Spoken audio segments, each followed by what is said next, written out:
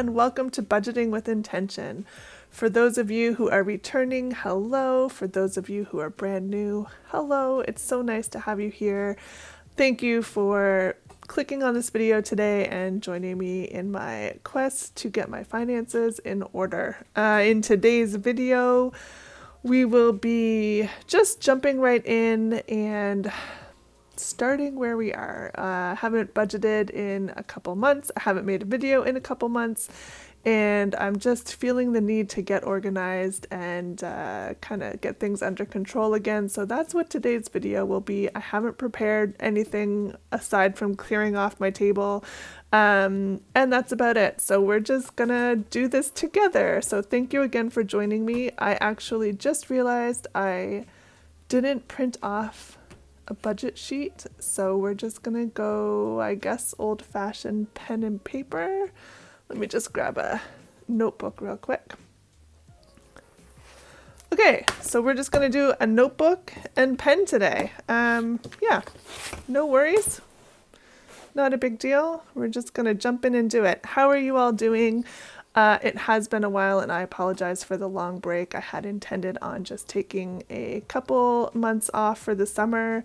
But yeah, I kind of fell out of budgeting altogether and didn't quite know how to get myself back into it. So yeah, the break was longer than intended, but I am here and I am like in the mood to budget today. So that's what we're doing. I guess we'll just start with today. So it is October. We are halfway through the month. The first part of the month has already been paid for. Like, we got our paycheck already, we paid our bills already. So we're literally just starting today, which is the 16th. I'm just gonna grab my planner here. So I started in the summer just using the calendar that's in my planner for my bills. So that's what I'm looking at today. I used to have, let me see if I could find one for you. I used to write out my, see, June is the last one I did officially. I used to write out all my bills on a separate calendar, and then just totally got away from that in the summer. So now I've just been using my planner calendar, which has been working fine. So I'll probably continue this throughout the rest of the year and then kind of reassess things in January, see what I want to do for the next year going forward. But for now, we'll just use this. So what I've been doing is I've been highlighting paydays in yellow, and then all of my bills I've been writing in, and then as they get paid, I just highlight them in green. Okay, so I just had to cut for a second because I had some personal information on here. I just whited it out and covered it up, so we're good now. So this is the calendar we're going to use. As you can see, the first half of the month has already been taken care of, so we're just working from the 16th on. So I'm just going to transfer this over to a notebook to make it easier for me to visualize. I do like having the calendar view, but having it listed out also helps my brain for some reason. So that's what we're doing. So starting with today, we have speech therapy, and that is 110.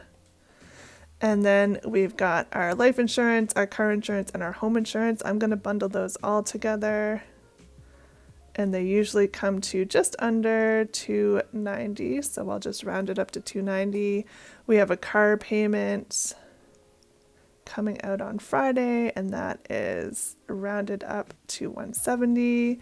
Then we have I had to cross it out because it was like the name of something. I just put school, but it's for aftercare, like after school care. So I'm just going to put school because that's what I wrote down quickly.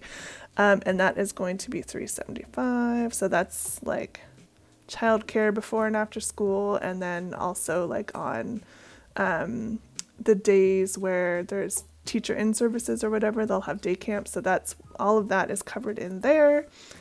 And then we also have our cell phone bill coming up next week, and that is usually around $115. Then we've got our TFSA, RESP. Those are both $25.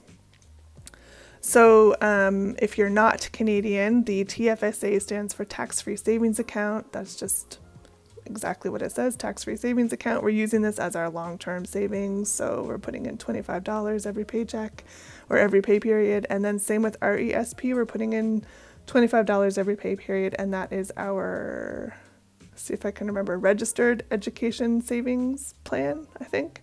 And that's just our son's college fund, basically. And then at the end of the month here, we have our water and our electricity. And that's usually around 200, and that's usually around, 250. And that is for every other month. So we didn't pay it in September, we pay it in October, we don't pay it in November, etc., etc. Yeah, okay, so that's all of the bills we have. Let me just add that up and see where we're at.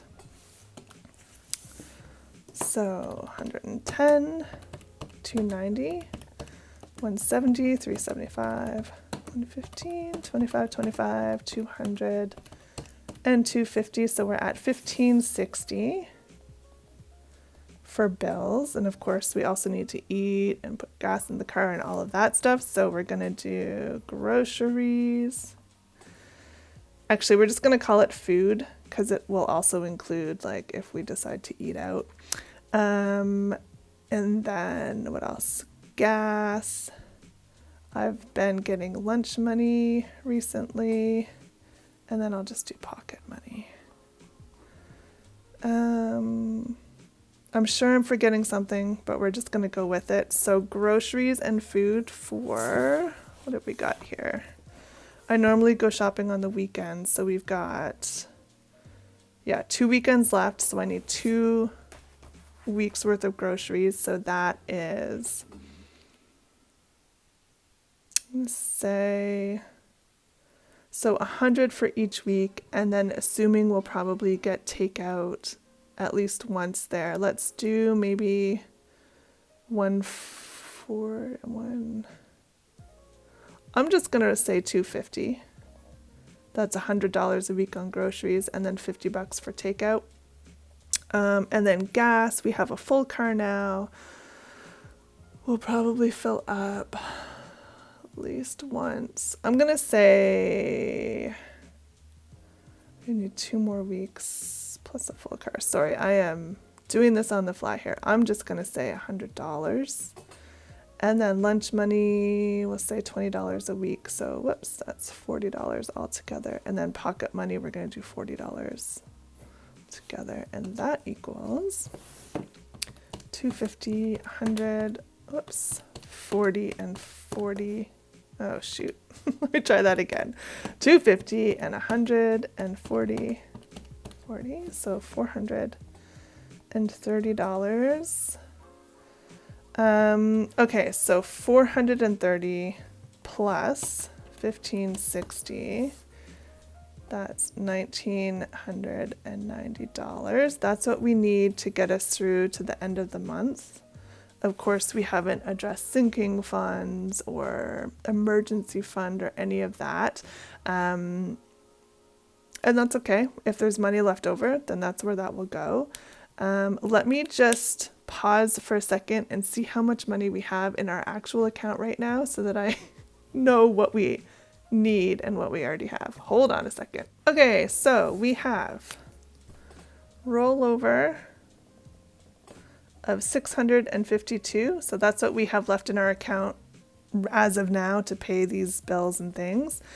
We are getting paid on, let's see. Yeah, we get paid next Thursday. No, that's this Thursday. We get paid 3 days from now on Thursday. And then we also have our child benefit coming in on Friday. So paid is going to be, let me just do this real quick.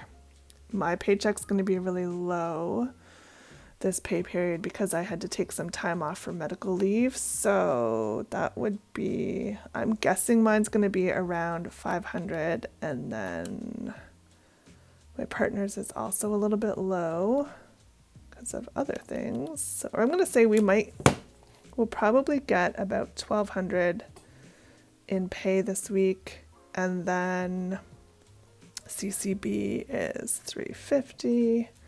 So all of that together, $652, $1,200 plus $350, $2,202.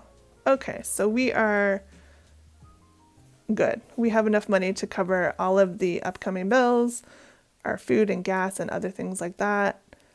And we also have some money left over to put into sinking funds. So let me just see. 2,202 minus 19. I'm sorry if this is not very organized for you guys. This is how it works when you don't plan things out. So we have actually $212 to put into sinking funds and things like that. I'm going to take 100 of it right off the top and put it into emergency fund. 100 EF, which means we have 112 left for sinking funds. Okay. So that's pretty good. I actually feel really good about that. I didn't know where we stood. I thought we'd be okay, but I didn't know if we'd have much left over or if we'd have to take some money out of our eating out fund or whatever, but we're good. Okay, so hopefully this mess makes sense. It makes sense to me, so I guess that's the most important part since I'm the one actually paying these bills. Yeah, thank you for watching. For those of you who are interested in a little life update, we we still haven't gone on strike. We don't know if we are, but it looks like we probably won't. We have gone back to the table and are in negotiations right now for a better contract. So if that better contract is offered and everyone at the job accepts it, then there will be no strike. If it's not a good contract and people don't accept it, then it will, we'll be going on strike probably.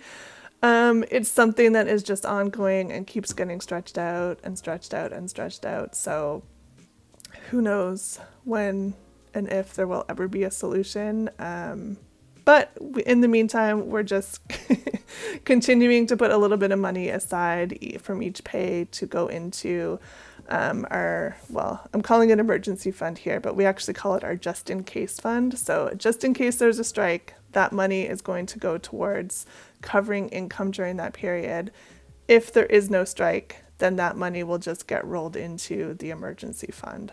So that's our plan for that. And then also in the last video, I had spoken about thinking about looking for new jobs or finding some kind of like more stable side income. So I have stayed at my current job, which is okay. I mean, I like my job. It's not it's not full-time and it's not guaranteed hours. So my pay does fluctuate and I'm not always guaranteed to work what I want to work, but it is a good job and I like it and I'm happy to keep it.